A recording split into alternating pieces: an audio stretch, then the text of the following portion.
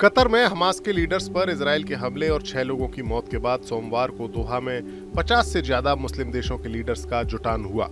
इस दौरान इजरायल के खिलाफ इस्लामिक दुनिया की एकजुटता दिखाने की कोशिश की गई और इजरायल के खिलाफ बयानबाजी भी हुई।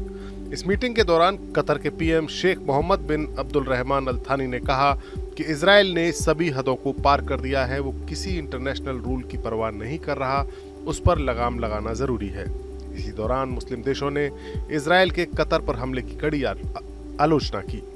साथ ही अरब देशों की एक संयुक्त सेना बनाने का या फिर साझा सुरक्षा तंत्र बनाने का विचार भी सामने आया। इस बैठक में मुस्लिम देशों का नाटो जैसा संगठन होने पर भी जोर दिया गया ताकि भविष्य में इजरायल की आक्रामकता को रोका जा सके।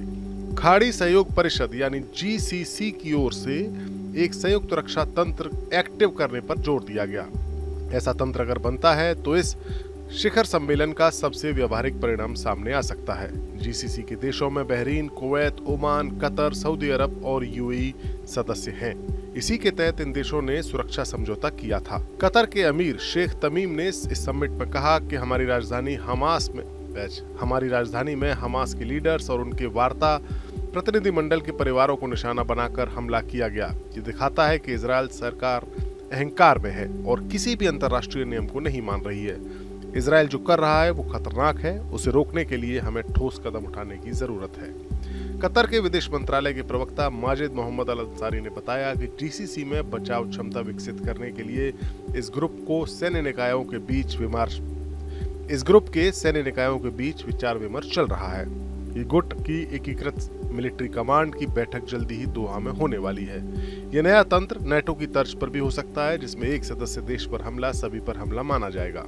कतर में हुए इस सम्मेलन से इतर सऊदी अरब के क्राउन प्रिंस मोहम्मद बिन सलमान और ईरान के प्रेसिडेंट महमूद पेजेश्कियान की मुलाकात हुई। पेजेश्कियान ने इस्लामी देशों से इजरायल से संबंध तोड़ने की अपील की।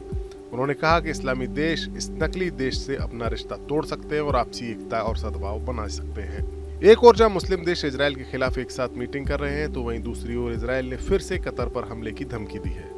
नेतन्याहू ने कहा है कि हमास नेताओं पर हमले सिर्फ गाजा तक सीमित नहीं रहेंगे, बल्कि कतर जैसे देशों में भी कार्रवाई हो सकती है। अमेरिकी विदेश मंत्री मार्को रूबियो के साथ एक जॉइंट प्रेस कॉन्फ्रेंस में नेतन्याहू ने कहा कि हर देश को अपनी सुरक्षा का अधिकार है और वो अपनी सीमाओं के बाहर भी खुद की सुरक्षा कर सकता है। हालांकि इस बयान से अमेरिका और कतर के साथ इजरायल के रिश्तों में दरार पड़ सकती है, क्योंकि कतर न केवल अमेरिका का करीबी सहयोगी है, बल्कि हमास और इजरायल के बीच मीडिएटर की भूमिका भी निभाता है। अब देखना होगा कि इस्लामिक देशों की एकता और अमेरिका का दबाव इजरायल को कतर पर और हमले करने से रोक पाता है या नहीं। Bureau report, news nation.